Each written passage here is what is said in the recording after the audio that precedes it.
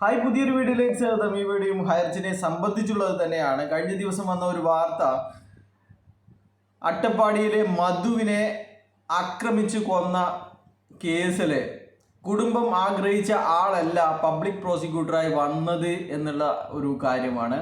അതില് ഹൈറിച്ചിന്റെ വക്കീലായിരുന്ന എസ് ശ്രീകുമാർ, സീനിയർ വക്കീലായിരുന്ന എസ് ശ്രീകുമാർ ഇടപെടൽ നടത്തി മറ്റൊരാളെ നിയമിച്ചു എന്നുള്ളതാണ്. ഇതിലൂടെ ചേർത്ത് വായിക്കുന്ന ഒരു വാർത്തയായിരുന്നു TP കേസിലെ അട്ടിമറിയും അതുപോലെ തന്നെ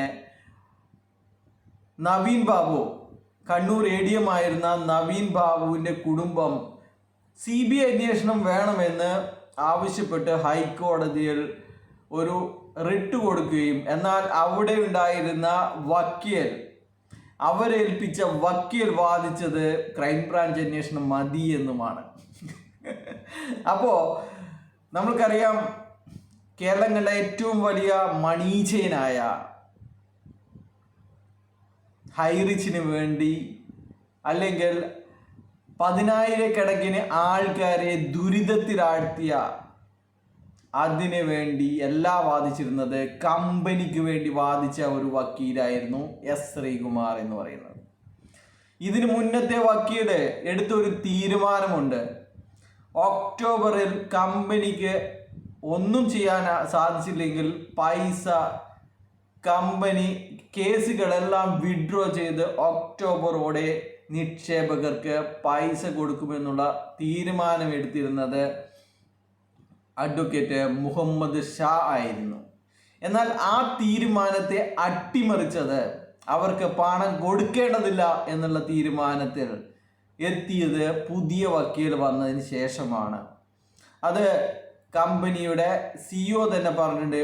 വക്കീൽ പറയുന്നതിനനുസരിച്ച് മാത്രമേ, അന്ന് വക്കീൽ ഇങ്ങനെ പറഞ്ഞിട്ടുണ്ടായിരുന്നു, പക്ഷെ ഇങ്ങനെ നമ്മുടെ ഇപ്പോഴത്തെ വക്കീൽ ഇങ്ങനെയാണ് പറയുന്നത്, അത്തരത്തിൽ പണം കൊടുക്കുന്ന പരിപാടി ഇല്ല, നമ്മൾ കേസുമായി മുന്നോട്ട് പോകും, നമ്മൾ നീട്ടിവെക്കും, അപ്പീൽ കൊടുക്കും, അങ്ങനെ കേസുകൾ വർഷങ്ങളോളം നീണ്ടുപോകും. ആ സമയത്ത് നിക്ഷേപകർ മരിക്കും, അല്ലെ, ഒരുപാട് ആൾക്കാർ ഇത് ഉപേക്ഷിക്കും, ചിലർ മരിക്കും, അങ്ങനെ അതൊക്കെ കമ്പനിയുടെ ലാഭമായി മാറും എന്നുള്ളതാണ്. ഒരുപാട് പേർക്ക് യാതൊരുവിധ പ്രൂഫുമില്ല, അവർക്കൊക്കെ എങ്ങനെ നമ്മൾ പൈസ കൊടുക്കും? അതുകൊണ്ട് ആർക്കും തന്നെ പൈസ കൊടുക്കില്ല. കമ്പനി തിരിച്ചു വന്നിട്ട് പുതിയ പ്രൊജക്റ്റുകൾ ഉണ്ടാക്കി ഇവരെയൊക്കെ നമ്മൾ അതിലേക്ക് ആഡ് ചെയ്ത് അതിലുള്ള വരുമാനം നമ്മൾ അവർക്ക് കൊടുക്കുമെന്നാണ് പുതിയ എന്താണ് പറയുക, തന്ത്രം എന്ന് പറയുന്നത്. പുതിയ കമ്പനി വരും, ഇവർക്കൊക്കെ ഫ്രീ ID കൊടുക്കും, എന്നിട്ട് ആ പുതിയ കമ്പനിയിലെ ലാഭം എടുത്തിട്ട് ഇവർക്ക് കൊടുക്കും, ലാഭമുണ്ടെങ്കിൽ ഇവർക്ക് കൊടുക്കും എന്ന് പറയുന്നത്. അപ്പോൾ നമ്മൾ ഈ വീഡിയോ ഇതിലൂടെ പറയാൻ പോകുന്നത്, രണ്ട് വക്കീലന്മാർ, ഇപ്പോൾ ആരോപണ വിധേയനായ വക്കീലിൻ്റെയും മുൻ വക്കീലിൻ്റെയും താരതമ്യമാണ്. നമുക്കറിയാം, അട്ടപ്പാടി മധുവിനെയൊക്കെ അടിച്ചു കൊന്നത് കേരള സമൂഹം, കേരള മനസാക്ഷിയെ തന്നെ ലജ്ജിപ്പിക്കുന്ന ഒരു നടപടിയാണ്. മാനസിക നില തെറ്റിയ ഒരാൾ അരി മോഷ്ടിച്ചു എന്ന് പറഞ്ഞ് അയാളെ കെട്ടിയിട്ട് മർദ്ദിച്ച് കൊന്നു എന്നുള്ളത്. അതിലെയാണ്, ആ ഒരു കേസിലാണ് അട്ടിമറിക്ക് ചില ആൾക്കാർ ഇടപെടൽ നടത്തിയിരിക്കുന്നത് എന്നുള്ളതാണ് ഒരു നീതി. അതുപോലെ തന്നെ ഹൈറിച്ചിലെ 10,000 ആൾക്കാരുടെ പണം തിരികെ കിട്ടാനുള്ള കോടതി പോലും നിക്ഷേപകർക്ക് വേണ്ടി നിൽക്കുമ്പോൾ അതിനെ എങ്ങനെയെങ്കിലും തടയിടാൻ വേണ്ടി അപ്പീലുമായിട്ട് പോവുകയാണ് ഇത്തരത്തിലുള്ള വക്കീലന്മാരെന്ന് പറയുന്നത്. അപ്പോൾ നിങ്ങൾ മനസ്സിലാക്കുക, നവീൻ ബാബുവിൻ്റെ കേസുകളിൽ അല്ലെങ്കിൽ അതിൽ കുടുംബം പറഞ്ഞത്, കേരള പോലീസിൻ്റെ അന്വേഷണം നമുക്ക് തൃപ്തികരമല്ല എന്ന് പറഞ്ഞ്, ക്രൈംബ്രാഞ്ചിൻ്റെ അന്വേഷണം തൃപ്തികരമല്ല എന്ന് പറഞ്ഞ് CBI അന്വേഷണം വേണമെന്ന് വക്കാലത്ത് കൊടുത്ത്, പക്ഷെ ഇങ്ങനെ വക്കാലത്ത് കൊടുത്ത വക്കീൽ ഹൈക്കോടതിയിൽ വാദിച്ചിരുന്നത്, കോരം വാദിച്ചിരുന്നത് ക്രൈംബ്രാഞ്ചിൻ്റെ അന്വേഷണം മതി എന്നതാണ്. അങ്ങനെയാണ് ആ കേസിലെ CBI അന്വേഷണം ഇല്ലാതായി പോയത് എന്നുള്ളതാണ്. അപ്പോൾ അവരെക്കുറിച്ചൊക്കെ ആൾക്കാർക്ക് മനസ്സിലായിട്ടുണ്ട്. അതുപോലെ തന്നെ നമുക്കറിയാം നിരവധി FIRകൾ കോമ്പിറ്റൻ്റ് അതോറിറ്റിയുടെ കൗണ്ടർ അഫിഡവിറ്റിൽ മെൻഷൻ ചെയ്തിട്ടും ഒരു ലിസ്റ്റ് തന്നെ കൊടുത്തിട്ടും ആരും തന്നെ കേസ് കൊടുത്തിട്ടില്ല എന്ന് പറഞ്ഞ ഒരു വക്കീലും കൂടിയാണ് ഈ പ്രശസ്തനായ വക്കീൽ എന്ന് ഓർമ്മിക്കുകയാണ്. അപ്പോൾ ചില ആൾക്കാർക്ക് സംശയമുണ്ട്, നമ്മുടെ വക്കീൽ തന്നെയാണോ ഈ തെണ്ടിത്തരം ചെയ്ത വക്കീൽ എന്നുള്ളത്. ശരിയാണ്, നിങ്ങളുടെ വക്കീൽ തന്നെയാണ്. നിങ്ങളെ പക്ഷേ തെണ്ടിത്തരമല്ല, നിങ്ങൾക്ക് ഇതല്ല ഇതിൻ്റെ അപ്പുറം കിട്ടണമെന്നാണ് നിങ്ങളോട് പറയാനുള്ളത്.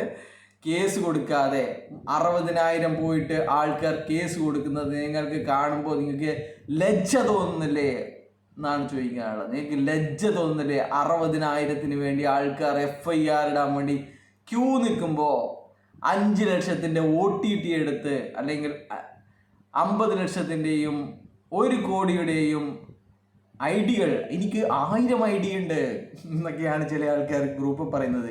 എനിക്ക് 1016 ID ഉണ്ട്, 5 OTT ഷെയർ ഉണ്ട് എന്നൊക്കെയാണ് പറയുന്നത്. ഉളുപ്പുണ്ടോ? ഉളുപ്പ്. പക്ഷേങ്കിൽ പറഞ്ഞ കാര്യമില്ല, അവനക്കൊക്കെ അതൊക്കെ താങ്ങാനുള്ള ശേഷി ഉണ്ടാവുമായിരിക്കും. പക്ഷേങ്കിൽ പാവപ്പെട്ട ബാങ്കുകളിൽ നിന്ന് ലോൺ എടുത്തവർ, മറ്റുള്ളവരുടെ ബ്ലേഡിൽ നിന്ന് കടം വാങ്ങിയവർ ഒക്കെ, അല്ലെങ്കിൽ മകളെ കെട്ടിക്കാൻ, ചികിത്സാ ചെലവിന്, അല്ലെങ്കിൽ വയസ്സാം കാലത്ത് മറ്റാരെയും ആശ്രയിക്കാതെ ജീവിക്കണമെന്ന് ആഗ്രഹിച്ച് അവർ ജീവിതകാലം മുഴുവൻ സ്വരുക്കൂട്ടി വെച്ച തുകയെടുത്തിട്ട് 3 ഇരട്ടിയും 5 ഇരട്ടിയും 10 ഇരട്ടിയും കിട്ടുമെന്ന്, അല്ലെങ്കിൽ ഞാൻ ഗ്യാരണ്ടി എന്നൊക്കെ പറഞ്ഞ് ആൾക്കാർ നിരന്തരം വന്ന് ശല്യപ്പെടുത്തിയപ്പോൾ അവരും ചിന്തിച്ച് കാണും, കിട്ടുമല്ലോ, എങ്കിൽ നമുക്ക് സുഖമായി വാർദ്ധക്യകാലം ജീവിക്കാലോ എന്ന് കരുതിയിട്ടവരാണ്. അപ്പോൾ നിങ്ങൾ ഈ 2 ഇരട്ടി കിട്ടീനി, ഞങ്ങൾക്ക് 3 ഇരട്ടി കിട്ടീനി എന്ന് പറയുന്ന ആൾക്കാർ പറയുന്നത് വിശ്വസിക്കാതിരിക്കുക. ID അടിച്ച് ഇൻ്റർവ്യൂ ചെയ്ത് നടക്കുന്ന, തൊപ്പിയിട്ട് വെച്ച് നടക്കുന്ന ഒരുത്തൻ പറയുന്നത് കേട്ട് വിശ്വസിക്കാതിരിക്കുക. അതുപോലെ തന്നെ വെറും ഷെഡിൽ ജീവിച്ചിരുന്ന നമ്മൾ ഇന്ന് 5 ഏക്കറും 2 നില വീടുമാണെന്ന് പറഞ്ഞ് അല്ലെങ്കിൽ നടക്കുന്ന അവൻ്റെ വീഡിയോ നിങ്ങൾ വിശ്വസിക്കാതിരിക്കുക എന്ന് മാത്രമേ പറയാനുള്ളൂ. നമുക്കൊന്നും ഒരു നായിൻ്റെ മക്കളും 5 പൈസ തരുന്നില്ല. പക്ഷേ ഒരുപാട് പാവങ്ങൾക്ക് പണം നഷ്ടപ്പെട്ടിട്ടുണ്ട് എന്ന് മനസ്സിലാക്കിയത് കൊണ്ട് മാത്രമാണ് ഈ നിങ്ങളുടെ തെറിവിളിയും നിങ്ങളുടെ പരിഹാസവും ഒക്കെ മനസ്സിലാക്കി കേട്ടുകൊണ്ടും ഇതിനെതിരെ നിൽക്കുന്നത് എന്നാണ്. നമ്മുടെയൊക്കെ വീഡിയോ കണ്ട് FIR ഇട്ട് ആരെങ്കിലും FIR ഇട്ടെങ്കിൽ അവർക്കൊക്കെ പണം തിരികെ കിട്ടുന്നത് വരെ അവരെ കൂടെ നമ്മളുണ്ടാവും എന്നാണ് പറയാനുള്ളത്. ബൈ.